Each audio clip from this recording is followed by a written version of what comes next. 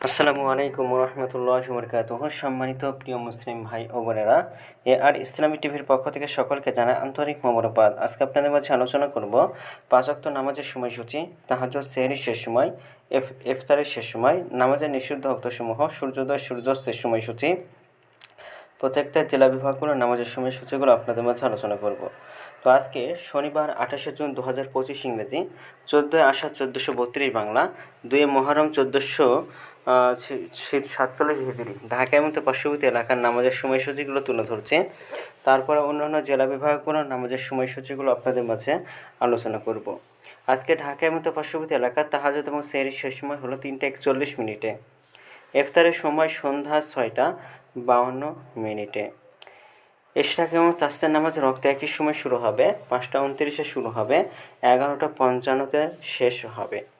ফজরের নামাজের রক্ত শুরু হবে 3টা 46 ফজরের নামাজের রক্ত শেষ হবে 5টা 12 জোহরের নামাজের রক্ত শুরু হবে 12টা 2 এবং শেষ হবে 4টা 41 আসরের নামাজের রক্ত শুরু হবে 4টা 42 আসরের নামাজের রক্ত শেষ হবে 6টা 48 মাগরিবের নামাজের রক্ত শুরু হবে 6টা 50 এবং শেষ হবে 8টা 16 এশার নামাজের রক্ত শুরু হবে 8টা 17 এশার নামাজের রক্ত আজকে শেষ হবে 3টা 45 এখন আলোচনা করব নামাজের নিষিদ্ধ ওয়াক্ত সময় সম্পর্কে।